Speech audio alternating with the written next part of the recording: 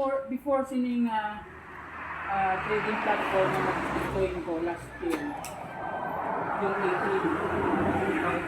before. Now, before sina, ang trabaho ko is operation manager sa Cofico. So, that time, okay na, di ba?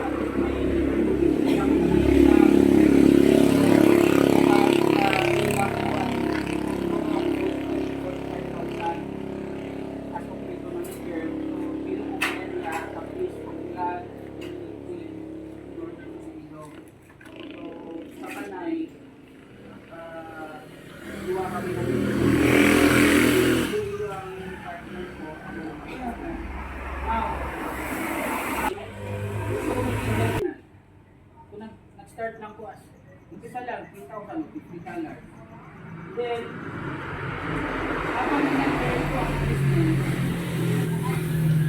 hindi yan na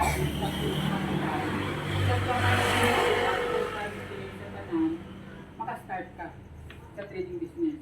Kaya nga, sa trading business, hindi siya pareho sa traditional. Mambal mga traditional, sa store, Italia, mga laundryhan, mga coffee shop. Sa Pilipinas, kung ka maka-build sa traditional business, ano kailangan? Capital. Plus, ano pa yun? Pag-business. Ano pa kailangan? Unlike sa trading business, wala na damo sa tayong mabinangan. Before, nag-start kami, nag-trading kami manual, 5 minutes. After that, na ang trading. So, libot-libot, takupat yun mo. So, kung naman yun, ang gulo, kapakat to diya tao, katman.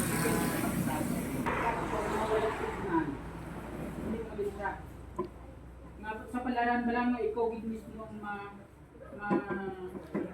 ma-analyze sa trading. So, before, sa kapulan, dito Friday lang ang trading. So, wala sa mga kaduwa lang mabilis malos sa muna. Sa manual. Okay. Bala ka market. Unang market is cryptocurrency. Ang number 1 na product sa crypto, Bitcoin. Sikat. Ang story sa Bitcoin, si Elon Musk, tagiya sa Tesla lang ang nagkaroon. Ipatong sa payment na baya Bitcoin. Kaysa muna, $1 is equals to 1 Bitcoin. So, barato katama ang Bitcoin. Hindi kwartang Bitcoin ha. Coin siya nga daw may value.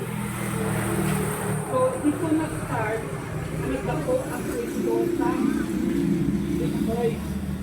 Okay, kung $30,000 ang isa kasalakyan ni Elon Musk, yung Tesla na electric, 30,000 may na Bitcoin.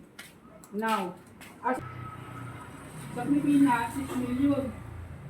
Kung mo 30,000 times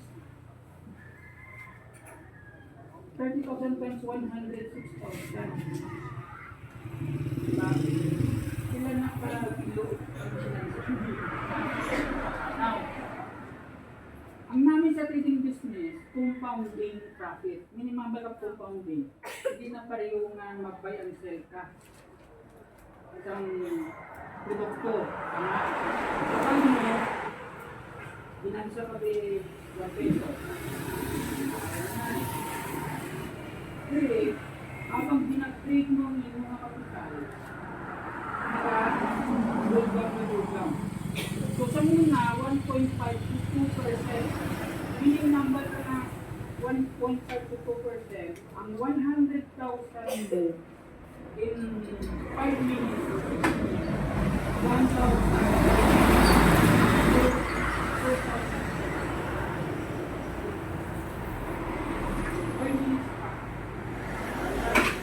Ang lega na, ang 100,000 siguro. Every day, 1.5 to 2%. Every day, nagapatog. Hindi mo ginagawa sa kapital. Paglapot sa isa kapulan, 30% kung ano-ano siya. Yung paywa,